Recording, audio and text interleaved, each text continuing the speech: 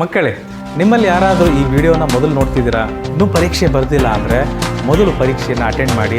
ಆ ಪರೀಕ್ಷೆಗೆ ಬೇಕಾದ ಲಿಂಕನ್ನು ಈ ವಿಡಿಯೋದ ಡಿಸ್ಕ್ರಿಪ್ಷನಲ್ಲಿ ಕೊಟ್ಟಿದ್ದೀನಿ. ನೀವು ಅದನ್ನು ಮೊದಲು ಅಟೆಂಡ್ ಮಾಡಿದ ನಂತರ ಈ ವಿವರಣೆಯನ್ನು ನೋಡಿ. ಸೊ ನಿಮ್ಮದೆಲ್ಲ ಪರೀಕ್ಷೆ ಚೆನ್ನಾಗಾಗಿದೆ? ಫ್ಯಾಂಟಾಸ್ಟಿಕ್. ಭಾಷೆ ಕಿರು ಪರೀಕ್ಷೆ 5ರ ವಿವರಣೆ ನೋಡೋಣ. ಮೊದಲ ಗದ್ಯ ಭಾಗ ಯಾವುದ್ರ ಬಗ್ಗೆ ಇತ್ತು ಮಕ್ಕಳೇ? ಸ್ವಾತಂತ್ರ್ಯ ಹೋರಾಟದ ಬಗ್ಗೆ ಇತ್ತು. ಭಾರತದ ಸ್ವಾತಂತ್ರ್ಯ ಹೋರಾಟವು ಬ್ರಿಟಿಷರ ಆಡಳಿತದ ವಿರುದ್ಧ ಸುದೀರ್ಘ ಮತ್ತು ಕಠಿಣ ಹೋರಾಟವಾಗಿತ್ತು. ಸುದೀರ್ಘ ಮತ್ತು ಕಠಿಣ ಹೋರಾಟವಾಗಿತ್ತು. ಸುಮ್ಮನಿರ್ರಿ. ಮಹಾತ್ಮ ಗಾಂಧಿ, ಜವಾಹರ್ಲಾಲ್ ನೆಹರು ಮತ್ತು ಸುಭಾಷ್ ಚಂದ್ರ ಬೋಸ್ ಅವರಂತಹ ಅನೇಕ ನಾಯಕರು ನಿರ್ಣಾಯಕ ಪಾತ್ರಗಳನ್ನು ನಿರ್ವಹಿಸಿದರು. ಒಬ್ಬರ ಹೋರಾಟ ಆಗಿದ್ದಿಲ್ಲ, ಅನೇಕ ನಾಯಕರ ಹೋರಾಟ ಆಗಿತ್ತಿದ್ದು. ಗಾಂಧಿಯವರ ಅಹಿಂಸಾತ್ಮಕ ಪ್ರತಿಭಟನೆಗಳು ಮತ್ತು ಮೆರವಣಿಗೆಗಳು ಲಕ್ಷಾಂತರ ಜನರಿಗೆ ಸ್ಫೂರ್ತಿ ನೀಡಿದವು. ಗಾಂಧೀಜಿಯವರು ಹೋಗ್ತಾ ಇದ್ದಾರೆ ಅಂದರೆ ಲಕ್ಷಾಂತರ ಜನ ಹೋಗ್ತಿದ್ರು ಅವಾಗ ಅವ್ರ ಹಿಂದೆ. ಅಷ್ಟು ಜನ ಸೇರಿಬಿಡ್ತಿದ್ರು ಗಾಂಧೀಜಿಯವರು ಬರ್ತಿದ್ದಾರೆ ಅಂದರೆ. 1942ರ ಕ್ವಿಟ್ ಇಂಡಿಯಾ ಚಳುವಳಿಯು ಮಹತ್ವದ ತಿರುವು ನೀಡಿತ್ತು. ಹಲವು ವರ್ಷಗಳ ಪ್ರಯತ್ನದ ನಂತರ ಭಾರತವು ಅಂತಿಮವಾಗಿ 1947ರ ಆಗಸ್ಟ್ 15ರಂದು ಸ್ವಾತಂತ್ರ್ಯವನ್ನು ಗಳಿಸಿತು. ಅಸಂಖ್ಯಾತ ಭಾರತೀಯರು ಮಾಡಿದ ತ್ಯಾಗವನ್ನು ಗೌರವಿಸಲು ಈ ದಿನವನ್ನು ಪ್ರತಿ ವರ್ಷ ಏನಂತ ಆಚರಿಸ್ತಿದ್ದೇವೆ? ಸ್ವಾತಂತ್ರ್ಯ ದಿನವಾಗಿ ಆಚರಿಸಲಾಗುತ್ತಿದೆ. ಸೊ ಗದ್ಯ ಭಾಗ ಎಲ್ಲರಿಗೂ ಸರಳ ಇತ್ತದು, ಕಷ್ಟ ಇದ್ದಿದ್ದಿಲ್ಲ. ಸೊ ಮೊದಲ ಪ್ರಶ್ನೆ ಏನಿತ್ತು ಮಕ್ಕಳೇ? ಭಾರತದ ಸ್ವಾತಂತ್ರ್ಯ ಹೋರಾಟದಲ್ಲಿ ಯಾವ ನಾಯಕರು ನಿರ್ಣಾಯಕ ಪಾತ್ರ ವಹಿಸಿದರು? ಮಹಾತ್ಮ ಗಾಂಧಿಯವರಿದ್ದರು, ಜವಾಹರ್ಲಾಲ್ ನೆಹರು ಅವರಿದ್ದರು, ಸುಭಾಷ್ ಚಂದ್ರ ಬೋಸ್ ಅವರಿದ್ದರು. ಹೌದಾ? ಮಹಾತ್ಮ ಗಾಂಧಿಯವರು, ಜವಾಹರ್ಲಾಲ್ ನೆಹರು ಅವರು, ಸುಭಾಷ್ ಚಂದ್ರ ಬೋಸ್ ಅವರು 3 ಜನ ಇದ್ದಾರೆ. ಒಬ್ರನ್ನ ಬಿಟ್ಟರು ಒಬ್ರನ್ನ ಬಿಡೋಕ್ಕಾಗಲ್ಲ. ಸೊ ಹಾಗಾಗಿ ಮೇಲಿನ ಎಲ್ಲರೂ ಅವರು ನಿರ್ಣಾಯಕ ಪಾತ್ರ ವಹಿಸಿದರು ಭಾರತದ ಸ್ವಾತಂತ್ರ್ಯ ಹೋರಾಟದಲ್ಲಿ. ಕರೆಕ್ಟಾ? ಇವರು ಸುಭಾಷ್ ಚಂದ್ರ ಬೋಸ್ ಮಕ್ಕಳವರು. ಇವರು ಸುಭಾಷ್ ಚಂದ್ರ ಬೋಸ್ ಅವರು. ಇವರು ನಮ್ಮ ಮಹಾತ್ಮ ಗಾಂಧಿಯವರು. ಇವ್ರನ್ನೆಲ್ಲರೂ ನೋಡಿರ್ತೀರಿ. ಇವ್ರು ಯಾರು?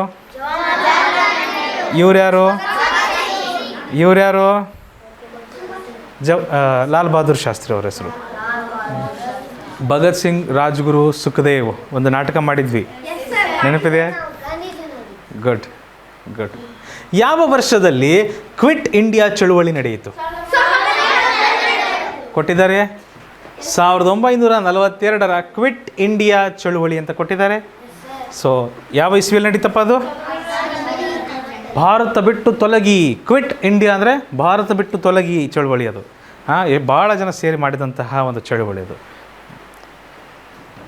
ಭಾರತವು ಯಾವಾಗ ಸ್ವಾತಂತ್ರ್ಯವನ್ನು ಗಳಿಸಿತು? 1947ರ ಆಗಸ್ಟ್ 15ರಂದು ಸ್ವಾತಂತ್ರ್ಯವನ್ನು ಗಳಿಸಿತು. 1947ರ ಆಗಸ್ಟ್ 15ರಂದು. ಆಪ್ಷನ್ ಸಿ ಇದಕ್ಕೆ ಸರಿಯಾದ ಉತ್ತರ ಆಗ್ತದೆ. ಸರಿರಾ? ಗದ್ಯ ಭಾಗಗಳು ಅದಕ್ಕೆ ಭಾಳ ಸುಲಭ. ಗದ್ಯ ಭಾಗಗಳಿಗಿಂತ ಇನ್ನೂ ಈಸಿ ಯಾವುದೂ ಇಲ್ಲ, ಅಲ್ಲೇ ಇರ್ತದೆ ಉತ್ತರ. ಮಹಾತ್ಮ ಗಾಂಧಿಯವರ ಪ್ರತಿಭಟನೆಗಳು ಹೇಗಿದ್ದವು? ಅಹಿಂಸಾತ್ಮಕ ಅಂದರೆ ಹಿಂಸೆ ಮಾಡದೆ, ಹಿಂಸೆ ಇಲ್ಲದೆ, ಇನ್ನೊಬ್ಬರಿಗೆ ತೊಂದರೆ ಕೊಡದೆ ಮಾಡುವಂಥ ಪ್ರತಿಭಟನೆಗಳವು. ಅಹಿಂಸಾತ್ಮಕ ಪ್ರತಿಭಟನೆಗಳನ್ನು ಅವ್ರು ಮಾಡ್ತಿದ್ರು. ಅಹಿಂಸೆಗೆ ವಿರುದ್ಧ ಪದ ಹಿಂಸೆ. ಅಹಿಂಸೆ ಮತ್ತು ಗಾಂಧೀಜಿಯವರು ಒಂದು ವಾಕ್ಯವನ್ನು ಹೇಳಿದ್ದಾರೆ, ಅಹಿಂಸೆಯೇ ಪರಮಧರ್ಮ ಅಂತ ಹೇಳಿದ್ದಾರೆ ಅವರು. ಅಹಿಂಸೆಯೇ ಪರಮಧರ್ಮ.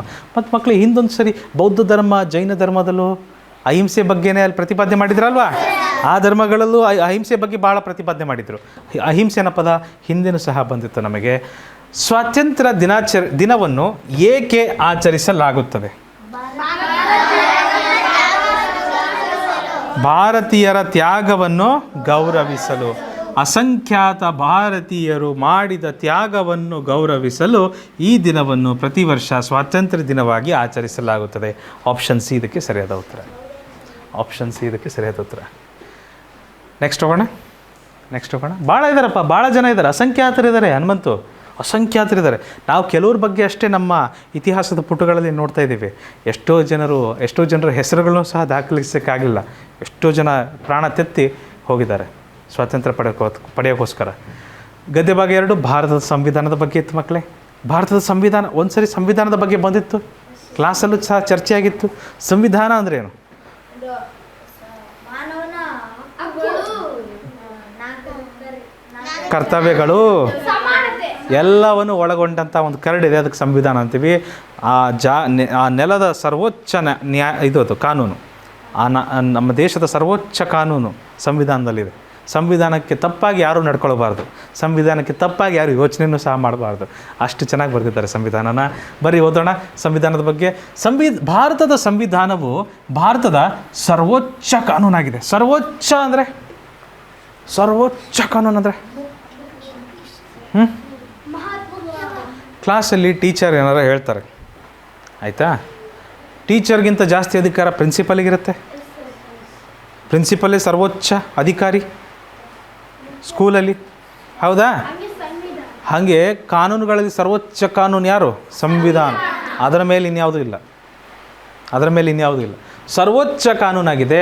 ಇದನ್ನು 1950 ಜನವರಿ 26 ಅಂಗೀಕರಿಸಲಾಯಿತು. ಇದು ಭಾರತವನ್ನು ಗಣರಾಜ್ಯವನ್ನಾಗಿ ಮಾಡಿತ್ತು. ಡಾಕ್ಟರ್ BR ಅಂಬೇಡ್ಕರ್ ಅವರನ್ನು ಸಂವಿಧಾನದ ಮುಖ್ಯ ವಾಸ್ತುಶಿಲ್ಪಿ ಎಂದು ಕರೆಯಲಾಗುತ್ತದೆ. ಸಂವಿಧಾನವು ಎಲ್ಲ ನಾಗರಿಕರಿಗೆ ನ್ಯಾಯ, ಸ್ವಾತಂತ್ರ್ಯ ಮತ್ತು ಸಮಾನತೆಯನ್ನು ಪ್ರತಿಪಾದಿಸುತ್ತದೆ. ಏನನ್ನ? ನ್ಯಾಯ, ಸ್ವಾತಂತ್ರ್ಯ ಮತ್ತು ಸಮಾನತೆಯನ್ನು ಖಾತ್ರಿಪಡಿಸುತ್ತದೆ. ಪ್ರತಿಪಾದಿಸುತ್ತದಲ್ಲ, ಖಾತ್ರಿಪಡಿಸುತ್ತದೆ. ಇದು ನಾಗರಿಕರಿಗೆ ಮತ್ತು ಸರ್ಕಾರದ ಕರ್ತವ್ಯಗಳು ಮತ್ತು ಹಕ್ಕುಗಳನ್ನು ಸಹ ವಿವರಿಸುತ್ತದೆ. ಈ ಪ್ರಮುಖ ದಾಖಲೆ ಮತ್ತು ಅದು ಎತ್ತಿ ಹಿಡಿಯುವ ಪ್ರಜಾಸತ್ತಾತ್ಮಕ ತತ್ವಗಳನ್ನು ಗೌರವಿಸಲು ಪ್ರತಿ ವರ್ಷ ಜನವರಿ 26 ನಾವೇನಂತ ಆಚರಿಸ್ತೇವೆ? ಗಣರಾಜ್ಯೋತ್ಸವವಾಗಿ ಆಚರಿಸುತ್ತೇವೆ. ರಿಪಬ್ಲಿಕ್ ಡೇ ಅಂತ ನೋಡಿದ್ದೀರಾ? ಅದೇ ದಿನ ನಾವು ಸಂವಿಧಾನವನ್ನು ಅಂಗೀಕರಿಸಿಕೊಂಡಂಥ ದಿನ ಅವತ್ತು. 1950 ಜನವರಿ 26 ಸಂವಿಧಾನವನ್ನು ಅಂಗೀಕರಿಸಿಕೊಂಡಂಥ ದಿನ. ಅದನ್ನು ನಾವು ರಿಪಬ್ಲಿಕ್ ಡೇ ಅಂತ ಸೆಲೆಬ್ರೇಟ್ ಮಾಡೋದು ಎಲ್ಲರೂ. ಕನ್ನಡದಲ್ಲಿ ಅದನ್ನು ಗಣರಾಜ್ಯೋತ್ಸವ ದಿನಾಚರಣೆ ಅಂತಲೂ ಕರಿತೀವಿ. ಮೊದಲ ಪ್ರಶ್ನೆ ಏನಿತ್ತು? ಭಾರತದ ಸಂವಿಧಾನವನ್ನು ಯಾವಾಗ ಅಂಗೀಕರಿಸಲಾಯಿತು? 1950 ಜನವರಿ 26 ಆಪ್ಷನ್ ಎ. ಬಿ ಒಪ್ತೀರಾ? Option B. ಜವಾಹರ್ಲಾಲ್ ನೆಹರು ಅವರು ಆ ಟೈಮಲ್ಲಿ ಪ್ರಧಾನಮಂತ್ರಿಗಳಾಗಿದ್ದರು. ಅವರ ನೇತೃತ್ವದಲ್ಲಿ ಅದಾಯ್ತದು. ಭಾರತದ ಸಂವಿಧಾನದ ಮುಖ್ಯ ವಾಸ್ತುಶಿಲ್ಪಿ ಎಂದು ಯಾರನ್ನು ಕರೆಯುತ್ತಾರೆ? Doctor BR Ambedkar. ಆದರೆ ಮಕ್ಕಳೇ, ಈ ವಾಕ್ಯನ ಓದಿದ ನಂತರ ನೀವೆಲ್ಲ ಏನು ಅನ್ಕೊಂತೀರ ಅಂದರೆ, ಸಂವಿಧಾನವನ್ನು ಬರೆದವರು ಅವರೊಬ್ಬರೇ ಅನ್ಕೊಂಡ್ಬಿಡ್ತೀರಿ. ಅವರೊಬ್ಬರೇ ಇಲ್ಲ, ಬಹಳ ಜನ ಸೇರಿ ಬರೆದಿರ್ತಾರೆ ಅದನ್ನು. ಆ ಕರಡು ಸಮಿತಿಯ ಅಧ್ಯಕ್ಷರಾಗಿರ್ತಾರೆ ಡಾಕ್ಟರ್ BR ಅಂಬೇಡ್ಕರ್. ಬಹಳ ಪ್ರಮುಖ ಪಾತ್ರವನ್ನು ವಹಿಸಿದವರಲ್ಲಿ ಇವರು ಸಹ ಇದ್ದಾರೆ. ಸೈಯದ್ ಮೊಹಮ್ಮದ್ ಸಾದುಲ್ಲಾ ಅಂತ ಇದ್ದಾರೆ ಒಬ್ಬರು. ಅಲ್ಲಾಡಿ ಕೃಷ್ಣಸ್ವಾಮಿ ಅಯ್ಯರ್ ಅಂತ ಒಬ್ಬರಿದ್ದಾರೆ. N ಮಾಧವ್ ರಾವ್ ಅಂತ ಒಬ್ಬರಿದ್ದಾರೆ. ಅದ್ರ ಜೊತೆಗೆ BN ರಾವ್ ಅಂತಲೂ ಒಬ್ಬರಿದ್ದರು. ಅವರು ಇವರೆಲ್ಲರ ಜೊತೆಗೆ ನಮ್ಮ ಡಾಕ್ಟರ್ BR ಅಂಬೇಡ್ಕರ್ ಸಹ ಒಬ್ಬರು. ಅವರೆಲ್ಲರೂ ಸೇರಿ ಒಟ್ಟಾಗಿ ಕೆಲಸ ಮಾಡಿರ್ತಾರೆ. ಇವರಿಷ್ಟೇ ಅಲ್ಲ, ಇನ್ನೂ ಭಾಳ ಜನ ಇದ್ದಾರೆ. ಇನ್ನೂ ಭಾಳ ಜನ ಸೇರಿ ಮಾಡಿರ್ತಾರೆ. ಬೇರೆ ಬೇರೆ ದೇಶಗಳಿಗೆಲ್ಲ ಹೋಗಿ ಅಲ್ಲಿ ಯಾವ ರೀತಿ ಸಂವಿಧಾನ ಇದೆ, ಅಲ್ಲಿ ಯಾವ ರೀತಿ ಒಳ್ಳೆಯ ವಿಷಯಗಳಿದ್ದಾವೆ, ನಮ್ಮ ದೇಶಕ್ಕೆ ತರ್ಬೋದು ಅಂತ ಬೇರೆ ಬೇರೆ ನೆರೆ ರಾಷ್ಟ್ರಗಳಿಗೆಲ್ಲ ಹೋಗ್ಬಿಟ್ಟು ಖಂಡಾಂತರ ಎಲ್ಲ ಚಲಿಸಿ ಹೆಕ್ಕಿ ಒಳ್ಳೊಳ್ಳೆ ವಿಷಯಗಳನ್ನು ತಂದು ನಮ್ಮ ದೇಶದ ಸಂವಿಧಾನದಲ್ಲಿ ಹಾಕಿದ್ದಾರೆ. ಪ್ರಪಂಚದಲ್ಲಿ ಅತ್ಯಂತ ದೊಡ್ಡ ಸಂವಿಧಾನ ಭಾರತದ ಸಂವಿಧಾನ. ಪ್ರಪಂಚದಲ್ಲಿ ಅತ್ಯಂತ ದೊಡ್ಡ ಸಂವಿಧಾನ ನಮ್ಮ ಸಂವಿಧಾನ.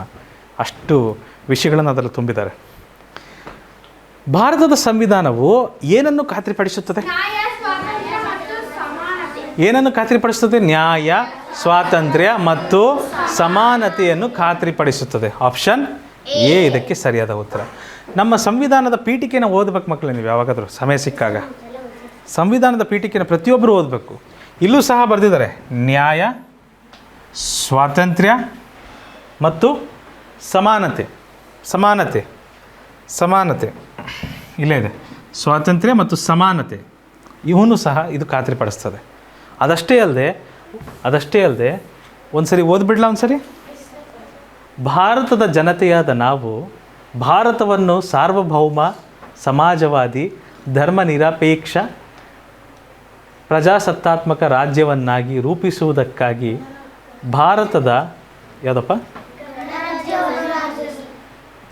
ಪ್ರಜಾಸತ್ತಾತ್ಮಕ ಗಣರಾಜ್ಯವನ್ನಾಗಿ ರೂಪಿಸುವುದಕ್ಕಾಗಿ ಭಾರತದ ಎಲ್ಲ ಪ್ರಜೆಗಳಿಗೆ ಸಾಮಾಜಿಕ, ಆರ್ಥಿಕ ಮತ್ತು ರಾಜಕೀಯ ನ್ಯಾಯವನ್ನು, ವಿಚಾರ, ಅಭಿವ್ಯಕ್ತಿ, ನಂಬಿಕೆ, ಧರ್ಮ ಮತ್ತು ಉಪಾಸನೆಯ ಸ್ವಾತಂತ್ರ್ಯವನ್ನು, ಸ್ಥಾನಮಾನ ಮತ್ತು ಅವಕಾಶಗಳ ಸಮಾನತೆಯನ್ನು ದೊರೆಯುವಂತೆ ಮಾಡುವುದಕ್ಕಾಗಿ ವ್ಯಕ್ತಿ ಗೌರವ, ದೇಶದ ಏಕತೆ ಮತ್ತು ಸಮಗ್ರತೆಗಾಗಿ ಎಲ್ಲರಲ್ಲಿ ಭ್ರಾತೃತ್ವ ಭಾವನೆಯನ್ನು ಮೂಡಿಸುವುದಕ್ಕೆ ದೃಢ ಸಂಕಲ್ಪ ಮಾಡಿ ನಮ್ಮ ಸಂವಿಧಾನ ಸಭೆಯಲ್ಲಿ 1949 ಇಸವಿಯ ನವೆಂಬರ್ ತಿಂಗಳ 26ನೇ ದಿನದಂದು ಈ ಸಂವಿಧಾನವನ್ನು ನಮಗೆ ನಾವೇ ಅರ್ಪಿಸಿಕೊಂಡು ಅಂಗೀಕರಿಸಿ ಶಾಸನವಾಗಿ ವಿಧಿಸಿಕೊಂಡಿದ್ದೇವೆ ಅಂತ ಹೇಳಿದ್ದಾರೆ.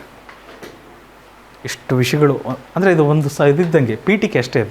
ಇದ್ರ ಒಳಗೆ ನೋಡ್ತಾ ನೋಡ್ತಾ ನೋಡ್ತಾ ಹೋದಾಗ ಇನ್ನು ಭಾಳಷ್ಟು ವಿಷಯಗಳು ಕಂಡು ಬರ್ತಾವೆ. ಇದು ಸಂವಿಧಾನದ ಆಶಯವನ್ನು ತೋರಿಸ್ತದೆ. ಪೀಠಿಕೆ ಅನ್ನೋದು ಸಂವಿಧಾನದ ಆಶಯವನ್ನು ತೋರಿಸ್ತದೆ. ಮುಂದಿನ ಪ್ರಶ್ನೆ ಇತ್ತು ಮಕ್ಕಳೇ, ಗಣರಾಜ್ಯೋತ್ಸವವನ್ನು ಯಾವಾಗ ಆಚರಿಸಲಾಗುತ್ತದೆ? ಜನವರಿ. ಫ್ಯಾಂಟಾಸ್ಟಿಕ್. ಗೊತ್ತಿದೆ, ರಿಪಬ್ಲಿಕ್ ಡೇ. ಭಾರತದ ಸಂವಿಧಾನವು ಏನಾಗಿದೆ? ಏನಾಗಿದೆ ಅದು? ಭಾರತದ ಅತ್ಯಂತ ಹಳೆಯ ಕಾನೂನ, ಭಾರತದ ಸರ್ವೋಚ್ಚ ಕಾನೂನ, ಭಾರತದ ಮೊದಲ ಕಾನೂನ, ಭಾರತದ ಅಂತಿಮ ಕಾನೂನ? ಭಾರತದ ಸಂವಿಧಾನವು ಭಾರತದ ಸರ್ವೋಚ್ಚ ಕಾನೂನಾಗಿದೆ. ಹೌದಾ? ಆಪ್ಷನ್ ಬಿ ಇದಕ್ಕೆ ಸರಿಯಾದ ಉತ್ತರ. ಒಪ್ತೀರಾ? ಮುಂದಿನ ಪ್ರಶ್ನೆಗೆ ಹೋಗ್ಬೋದಾ ಮಕ್ಕಳೇ? ಚಾಲು. ಭಾರತವು ಅನೇಕ ಪ್ರಸಿದ್ಧ ಸ್ಮಾರಕಗಳಿಗೆ ನೆಲೆಯಾಗಿದೆ. ಆಗ್ರಾದಲ್ಲಿರುವ ತಾಜ್ ಮಹಲ್ ಅತ್ಯಂತ ಪ್ರಸಿದ್ಧವಾದದ್ದು. ಇದನ್ನು ಚಕ್ರವರ್ತಿ ಶಹಜಹಾನ್ ತನ್ನ ಪತ್ನಿ ಮಮ್ತಾಜ್ ಮಹಲ್ ನೆನಪಿಗಾಗಿ ನಿರ್ಮಿಸಿದನು. ಚಕ್ರವರ್ತಿಯಾದ ಶಹಜಹಾನನು ನಿರ್ಮಿಸಿದ ದೆಹಲಿಯ ಕೆಂಪು ಕೋಟೆಯು ಮತ್ತೊಂದು ಪ್ರಮುಖ ಸ್ಮಾರಕವಾಗಿದೆ. ದೆಹಲಿಯ ಕುತುಬ್ ಮಿನಾರ್ ವಿಶ್ವದ ಅತಿ ಎತ್ತರದ ಇಟ್ಟಿಗೆ ಮಿನಾರ್ ಆಗಿದೆ. ಕಿಂಗ್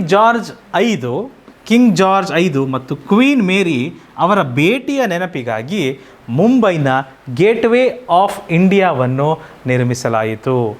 ಈ ಸ್ಮಾರಕಗಳು ಪ್ರಪಂಚದಾದ್ಯಂತ ಪ್ರವಾಸಿಗರನ್ನು ಆಕರ್ಷಿಸುತ್ತವೆ ಅಂತ ಹೇಳಿದ್ದಾರೆ. ಭಾರತದಲ್ಲಿರುವ ಪ್ರಮುಖ ಸ್ಮಾರಕಗಳ ಬಗ್ಗೆ ಒಂದು ಸಣ್ಣ ಗದ್ಯ ಭಾಗ ಇದೆ. ಪ್ರಶ್ನೆ ನೋಡೋಣ. ಅವಷ್ಟೇ ಅಲ್ಲಪ್ಪ, ಅದಷ್ಟೇ ಎಲ್ಲ ಇರೋದು, ಇನ್ನೂ ಸಾಕಷ್ಟಿದೆ. ಮುಗಿಯದ ಪ್ರಪಂಚ. ನಮ್ಮ ದೇಶದಲ್ಲಿರುವ ಐತಿಹಾಸಿಕ ಸ್ಥಳಗಳ ಬಗ್ಗೆ ನೋಡ್ತಾ ಹೋದರೆ ಅಯ್ಯೋ ಮುಗಿಯದ ಪಟ್ಟಿ ಇದೆ ಅದು. ಇಲ್ಲಿದೆ ಅಲ್ಲ, ತಾಜ್ ಮಹಲ್ ಎಲ್ಲಿದೆ? ತಾಜ್ ಮಹಲ್ ಎಲ್ಲಿದೆ? ಆಗ್ರಾದಲ್ಲಿರುವ ತಾಜ್ ಮಹಲ್ ಆಗ್ರಾದಲ್ಲಿದೆ. ಆಗ್ರಾ ಎಲ್ಲಿ ಬರುತ್ತೆ ಗೊತ್ತಾ ಮಕ್ಕಳೇ?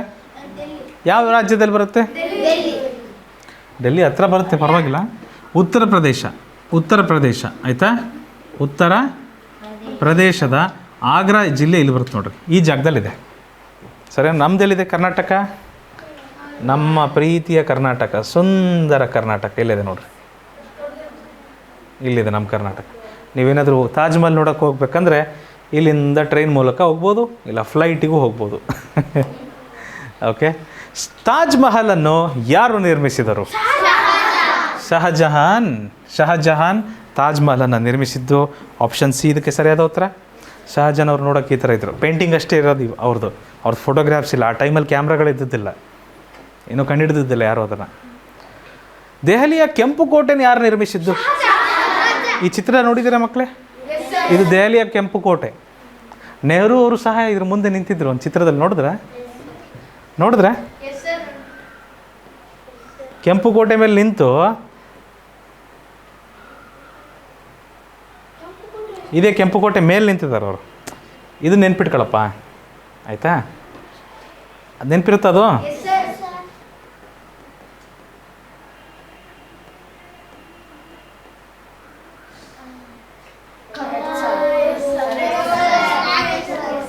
ಕೆಂಪು ಕೋಟೆ ಮೇಲೆ ನಿಂತು ಅವತ್ತು ಭಾಷಣ ಮಾಡ್ತಾರೆ ಸ್ವಾತಂತ್ರ್ಯ ಸಿಕ್ಕ ದಿನ.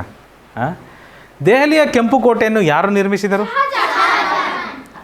ಇವರು ಶಹಜಹಾನು ಮತ್ತು ಅಕ್ಬರು, ಇವರೆಲ್ಲ ಯಾವ ಸಾಮ್ರಾಜ್ಯಕ್ಕೆ ಸೇರಿದವರು? ಬಂದಿತ್ತಲ್ಲ ಒಂದ್ಸರಿ ಇದು, ಮೊಘಲ್ ಸಾಮ್ರಾಜ್ಯಕ್ಕೆ ಸೇರಿದವರು ಇವರೆಲ್ಲ. ಬಾಬರು, ಅಕ್ಬರು, ಶಹಜಹಾನು, ಜಹಾಂಗೀರು, ಔರಂಗಜೇಬು ಇವರೆಲ್ಲರೂ ಮೊಘಲ್ ಸಾಮ್ರಾಜ್ಯಕ್ಕೆ ಸೇರಿದವರು. Okay, very good Jnanesh. Qutub Minar ಯಾವುದಕ್ಕೆ ಪ್ರಸಿದ್ಧವಾಗಿದೆ? ಅತಿ ಎತ್ತರದ ಇಟ್ಟಿಗೆ ಇಟ್ಟಿಗೆ ಮಿನಾರ್. ಇದು ಕುತುಬ್ ಮಿನಾರ್ ಚಿತ್ರ ನೋಡಿರ್ಬೋದು ನೀವೆಲ್ಲರೂ ಪುಸ್ತಕಗಳಲ್ಲೆಲ್ಲ. ಅತಿ ಎತ್ತರದ ಇಟ್ಟಿಗೆಯ ಮಿನಾರ್ ಅದು. ಭಾರತವು ಇಲ್ಲಿದೆಲ್ಲ, ಗೇಟ್ ವೇ ಆಫ್ ಇಂಡಿಯಾವನ್ನು ಯಾರ ನೆನಪಿಗಾಗಿ ನಿರ್ಮಿಸಲಾಯಿತು? ಕಿಂಗ್ ಜಾರ್ಜ್ 5 ಮತ್ತು ಕ್ವೀನ್ ಮೇರಿ ಅವರ ಭೇಟಿಯ ನೆನಪಿಗಾಗಿ. ಸೊ ಆಪ್ಷನ್ ಬಿ ಇದಕ್ಕೆ ಸರಿಯಾದ ಉತ್ತರ. ಇದು ಗೇಟ್ ವೇ ಆಫ್ ಇಂಡಿಯಾ ಈ ಥರ ಕಾಣ್ತದೆ ನೋಡ್ರಿ. ಗೇಟ್ ವೇ ಆಫ್ ಇಂಡಿಯಾ ಈ ಥರ ಕಾಣ್ತದೆ. ಇಲ್ಲೊಂದು ಹೋಟೆಲ್ ಇದೆ, ಭಾಳ ಫೇಮಸ್ ಹೋಟೆಲ್ ಇದು, ತಾಜ್ ಹೋಟೆಲ್ ಅಂತಾರೆ ಅದಕ್ಕೆ, ತಾಜ್ ಹೋಟೆಲ್. ಇದ್ರ ಮೇಲೆ ಟೆರರಿಸ್ಟ್ಗಳು ಬಂದು 2008ರಲ್ಲಿ ಅಟ್ಯಾಕ್ ಮಾಡಿರ್ತಾರೆ. ಪಾಕಿಸ್ತಾನದಿಂದ ಸಮುದ್ರದ ಮೂಲಕ ದೋಣಿಯಲ್ಲಿ ಭಯೋತ್ಪಾದಕರು ಬಂದು ಇಲ್ಲೆಲ್ಲ ಇದ್ರ ಮೇಲೆ ಆಕ್ರಮಣ ಮಾಡಿರ್ತಾರೆ 2008ರಲ್ಲಿ. ಇದು ಮುಂಬೈಲಿದೆ. ಭಯೋತ್ಪಾದಕರು ಅವ್ರಿಗೆ ಇನ್ನೇನಪ್ಪ ಕೆಲಸ? ನಿನ್ನಂಗೆ ಓದೋದು ಬರೆಯೋದು ಮಾಡ್ತಾರೆ ಅವರು. ನಿನ್ನಂಗೆ ಓದೋದು ಬರೆಯೋದು ಸಮಾಜದ ಉದ್ಧಾರಕ್ಕೆ ಯಾವ್ದಾದ್ರು ಕೆಲಸ ಮಾಡ್ತಾರೆ ಅವ್ರು ಭಯೋತ್ಪಾದಕರು. ಅವ್ರದ್ದೇನಿದೆ ಕೆಲಸ? ಓಕೆ, ಗದ್ಯ ಭಾಗ 4ಕ್ಕೆ ಹೋಗೋಣ. ಭಾರತದಲ್ಲಿರುವ ನೃತ್ಯಗಳ ಬಗ್ಗೆ ಇತ್ತು, ಓದೋಣ ಗದ್ಯ ಭಾಗ ಮಕ್ಕಳೇ. ಭಾರತವು ತನ್ನ ಶಾಸ್ತ್ರೀಯ ನೃತ್ಯಗಳು ಸೇರಿದಂತೆ ಶ್ರೀಮಂತ ಸಂಸ್ಕೃತಿ ಪರಂಪರೆಗೆ ಹೆಸರುವಾಸಿಯಾಗಿದೆ. ಭೈರವಿ, ಭರತನಾಟ್ಯವು ತಮಿಳುನಾಡಿನ ಶಾಸ್ತ್ರೀಯ ನೃತ್ಯವಾಗಿದೆ. ಭರತನಾಟ್ಯ ಯಾವ ರಾಜ್ಯಕ್ಕೆ ಸೇರಿದ್ದು? ಭರತನಾಟ್ಯ ಯಾವ ರಾಜ್ಯಕ್ಕೆ ಸೇರಿದ್ದು ಮಕ್ಕಳೇ? ತಮಿಳುನಾಡಿನ ಶಾಸ್ತ್ರೀಯ ನೃತ್ಯವಾಗಿದೆ. ಮತ್ತು ಅದರ ಪ್ರಸಿದ್ಧ ನರ್ತಕರಲ್ಲಿ ಒಬ್ಬರು ರುಕ್ಮಿಣಿ ದೇವಿ ಆರುಂಡೇಲ್. ಅವರು ಪ್ರಸಿದ್ಧ ನರ್ತಕರು. ಅದರಲ್ಲಿ ಕಥಕ್ ಉತ್ತರ ಪ್ರದೇಶದ ಒಂದು ನೃತ್ಯ ಪ್ರಕಾರವಾಗಿದ್ದು. ಯಾವ ಪ್ರದೇಶ? ನಾವು ಈಗ ತಾನೇ ನೋಡಿದ್ವಿ ಉತ್ತರ ಪ್ರದೇಶ ಎಲ್ಲಿ ಬರುತ್ತೆ ಅಂತ ನೋಡಿದ್ರಲ್ವಾ? ಆಗ್ರಾ ಇಲ್ಲಿದೆ, ಉತ್ತರ ಪ್ರದೇಶದಲ್ಲಿದೆ. Very good. ಕಥಕ್ ಅನ್ನೋದು ಯಾವ ರಾಜ್ಯದ ನೃತ್ಯ? ಉತ್ತರ ಪ್ರದೇಶದ ಒಂದು ನೃತ್ಯ ಪ್ರಕಾರವಾಗಿದ್ದು ಪಂಡಿತ್ ಬಿರ್ಜು ಮಹಾರಾಜ್ ಒಬ್ಬ ಪ್ರಸಿದ್ಧ ನರ್ತಕರಾಗಿದ್ದಾರೆ. ಒಡಿಸ್ಸಿ ಅನ್ನೋದು ಸಹ ಒಂದು ನೃತ್ಯ. ಒಡಿಶಾದವರಾಗಿದ್ದು, ಒಡಿಸ್ಸಿ ಅನ್ನೋ ನೃತ್ಯ ಯಾವ ರಾಜ್ಯದವರದು? ಒಡಿಶಾ ರಾಜ್ಯದವರದು. ಒಡಿಶಾದವರಾಗಿದ್ದು ಅದರ ಪ್ರಖ್ಯಾತ ನರ್ತಕರಲ್ಲಿ ಒಬ್ಬರು ಕೇಳುಚರಣ್ ಮೊಹಪಾತ್ರ. ಮತ್ತೊಂದು ಜನಪ್ರಿಯ ನೃತ್ಯವೆಂದರೆ ಕೇರಳದ ಕಥಕ್ಕಳಿ. ಕೇರಳದಲ್ಲಿ ಒಂದು ಇದಿದೆ ನೃತ್ಯ, ಅದಕ್ಕೇನಂತಾರೆ? ಕಥಕ್ಕಳಿ. ಕಲಾಮಂಡಲಂ ಗೋಪಿ ಪ್ರಸಿದ್ಧ ಕಲಾವಿದರಾಗಿದ್ದಾರೆ. ಕಥಕ್ಕಳಿಯಲ್ಲಿ ಬಹಳ ಪ್ರಸಿದ್ಧ ಕಲಾವಿದರು ಕಲಾಮಂಡಲಂ ಗೋಪಿಯವರು. ಈ ನೃತ್ಯಗಾರರು ತಮ್ಮ ಕಲಾ ಪ್ರಕಾರಗಳಿಗೆ ಹೆಚ್ಚಿನ ಕೊಡುಗೆ ನೀಡಿದ್ದಾರೆ ಅಂತ ಹೇಳಿದ್ದಾರೆ. ಸೊ ಮಕ್ಕಳಿಗೆ ಕಥಕ್ ಅಂತ ಇದೆಯಲ್ಲ ಹೆಸರು, ಎಲ್ಲಿ? ಉತ್ತರ ಪ್ರದೇಶದಲ್ಲಿ ಕಥಕ್ ಅಂತ ಇದೆಯಲ್ಲ, ಈ ಪದ ಎಲ್ಲಿಂದ ಬಂತು ಗೊತ್ತಾ? ಕಥಕ್ ಕಥೆಯನ್ನು ಹೇಳ್ತದೆ.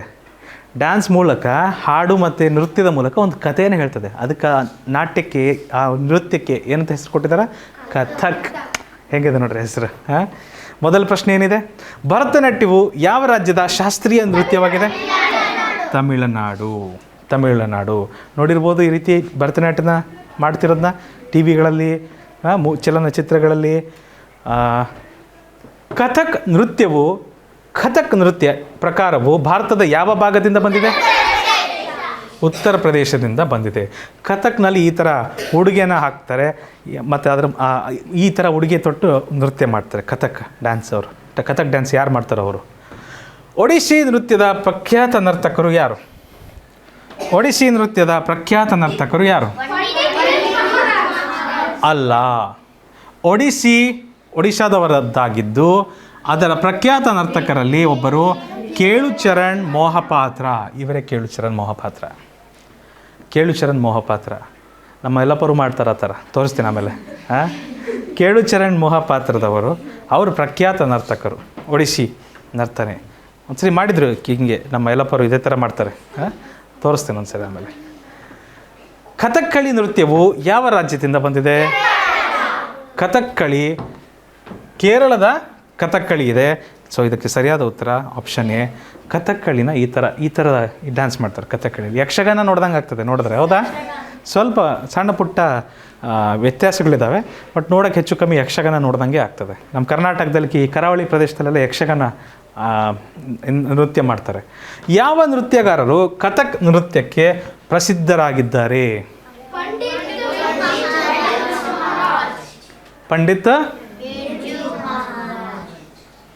ಪಂಡಿತ್ ಬಿರ್ಜು ಮಹಾರಾಜ್ ಅವರು ಕಥಕ್ ನೃತ್ಯಕ್ಕೆ ಪ್ರಸಿದ್ಧಿಯಾಗಿದ್ದಾರೆ. ಬಟ್ ಇವರು ಪಂಡಿತ್ ಬಿರ್ಜು ಮಹಾರಾಜ್ ಅಲ್ಲ, ಇವರು ಕಲಾಮಂಡಲಂ ಗೋಪಿಯವರು. ಒಂದು ನಿಮಿಷ ಇವರು ಕಲಾಮಂಡಲಂ ಗೋಪಿ. ಇದು ಕಥಕ್ ಕಳಿ ಆಗಬೇಕಿತ್ತು ಪ್ರಶ್ನೆ. ತೊಂದರೆ ಇಲ್ಲ. ಬಟ್ ನಾನು ಎಕ್ಸ್ಪ್ಲೇನ್ ಮಾಡಿಬಿಡ್ತೀನಿ. ಸ್ವಲ್ಪ ಬದಲಾಗಿದೆ. ಇವ್ರು ಯಾರು ಬಂದರೆ ಇವರು ಕಲಾಮಂಡಲಂ ಗೋಪಿ, ಕಥಕ್ಕಳಿಯಲ್ಲಿ ಪ್ರಸಿದ್ಧ ನರ್ತಕರು. ಕಥಕ್ಕನ ಪ್ರಸಿದ್ಧ ನರ್ತಕರು ಯಾರು? ಪಂಡಿತ್ ಬಿರ್ಜು ಮಹಾರಾಜ್. Option B. ಕಥಕ್ಕಿಗೆ ಉತ್ತರ ಪ್ರದೇಶದ ನೃತ್ಯ, ಅದರಲ್ಲಿ ಪ್ರಸಿದ್ಧ ನರ್ತಕರು ಪಂಡಿತ್ ಬಿರ್ಜು ಮಹಾರಾಜ್. ಬಟ್ ಇವ್ರು ಯಾರಂದರೆ ಇವರು ಕೇರಳದ ಕಲಾಮಂಡಲಂ ಗೋಪಿ. ಸರಿದಾ? ಇಲ್ಲ ಆಪ್ಷನ್ ಬಿ ಕರೆಕ್ಟ್ ಇದೆ. ಸೊ ಇದರೊಂದಿಗೆ ನಿಮ್ಮ ಕಿರು ಪರೀಕ್ಷೆ 5ರ ವಿವರಣೆ ಮುಕ್ತಾಯವಾಗ್ತದೆ. ಮುಂದಿನ ತರಗತಿಯಲ್ಲಿ ಕಿರು ಪರೀಕ್ಷೆ 6ರ ವಿವರಣೆಯೊಂದಿಗೆ ನಿಮ್ಮನ್ನು ಕಾಣಬಯಸ್ತೇನೆ. ನೆನಪಿಡಿ, ಇದು ಈಸಿ ಪೀಸಿ ಕ್ಲಾಸಸ್, ನಿಮ್ಮ ತರಬೇತಿ ಕೇಂದ್ರ.